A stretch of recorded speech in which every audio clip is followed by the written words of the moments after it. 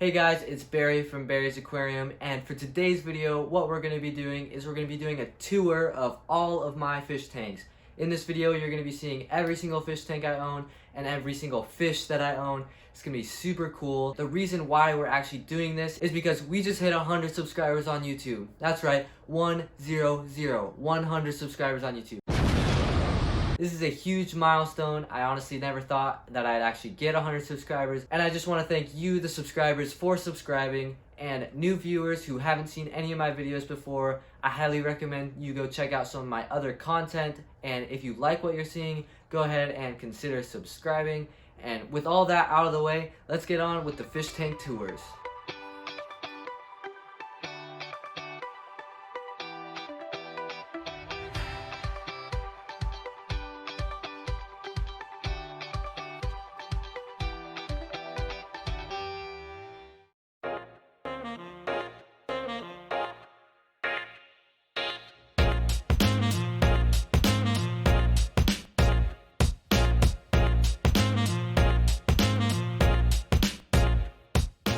Alright guys, so this is the first aquarium that we're going to be looking at today. This is a 5.5 gallon Nano Tank that sits on my desk. So the fish that I have in here are some ember tetras.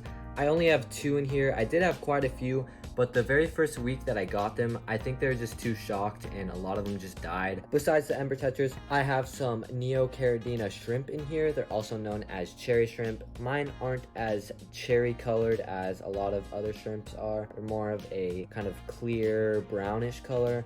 But they've been in here breeding. This is kind of a juvenile shrimp right here. There's another little tiny shrimp up there, but it's just been super cool seeing these guys multiply. I also have some snails in this tank, some ram's horn snails and bladder snails. They just kind of help keep the tank nice and clean. The substrate, I just have some regular gravel, and I actually never gravel vacuum this substrate, so you can see all the debris and detritus all on the bottom, and it doesn't seem to hurt anything. The shrimp and fish seem to be doing fine, and all that excess waste at the bottom helps the plants grow. For lighting, I have this Nycrew LED light right here. And filtration, just a simple sponge filter. I don't have a heater in this tank, so it stays around 65 to 70 degrees. For plants, I have some bacopa that's actually growing out of the water in some spots. I have this plant right here that I'm not actually sure what it is, along with this kind of reddish plant. Have no idea what these two are called. I got them both at PetSmart. It just said aquarium plant, so I'm not really sure. I need to do some research on that. But I do know this is water milfoil. I collected this in a pond and put it in here, along with this Elodia floating at the top. I collected that in a pond as well. Some other plants are some Rotala, which is this bigger leafed plant right here. It's a little bit lighter colored. And some duckweed at the top. Some big changes are coming to this tank.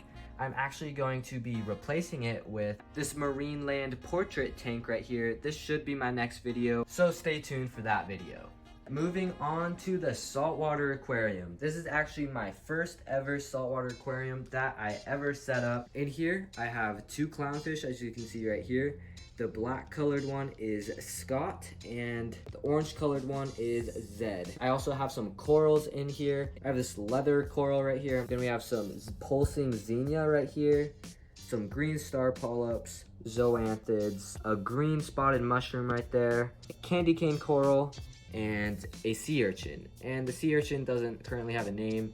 Been meaning to name him, but I mean, you know what? Let's name him in this video. This sea urchin is called Bob. So that's Bob, the sea urchin. The light that I'm running on this tank, it is a current orbit marine LED light. For filtration, I have this AquaClear 30, a heater, and a little power head. But yeah, this is a super cool tank. I'm really excited about it. I didn't think it'd be this easy to maintain and set up. I forgot to mention, I also have an Astrea snail and Nassarius snail in here. That right there is an Astrea snail, and the Nassarius snail is somewhere in the substrate. If you're interested in the video when I set this tank up, I'll leave some links in the description for you guys. Moving below the saltwater tank, I have this little terrarium. It just houses some fire belly toads. There he is right there. I have 2 of them in here, but I know this isn't an aquarium, but I just thought I'd show you it. Nothing special, just got some ferns and plants and a succulent in here.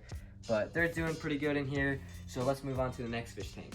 Alright, so this is the next tank that we're going to be looking at. It's a 36-gallon bow front. I got it at PetSmart for Christmas. It was actually the very first tank that I used live plants in. For fish in this tank, I actually have 2 turquoise rainbow fish, which are really colorful and look really cool. Then I have a big variety of Danios, 1 random giant Danio, 3 zebra Danios, and 3 long-finned leopard Danios. I also have a Siamese algae eater, a honey gourami, 5 autocinkless catfish, and 3 coolie loaches. This tank right here is kind of overstocked. It just has a whole bunch of fish, and the reason being is because the saltwater tank that you guys just saw used to be a freshwater planted tank, and when I took that down to become a saltwater aquarium, I put all of the plants and all of the fish in here. For the plants in this tank, I have a lot of fast growing plants: Alodia, hornwort, Amazon sword, Java fern, just a whole big variety of plants. I have the Phoenix 24/7 LED for filtration, and Aqueon 30 hang-on back filter. For the substrate, I have a layer of EcoComplete, which is capped off by this black gravel right here. I just have some lava rocks and manzanita driftwood in here. And that pretty much sums up this tank. I did do another video going more in depth on this tank. I'll leave a link in the description for that video. So let's move on to the next tank. So the last tank that we're going to be looking at today is my White Cloud Mountain Minnow tank. It currently houses 6 White Cloud minnows and a random Harlequin rasbora that is somewhere in there that always likes to hide. He's somewhere in the back. I did just recently breed these White Cloud Mountain minnows, and I'll leave a link in the description if you guys want to check that out. I bred them in a separate tank and I got quite a few offspring, so I'm super excited about that.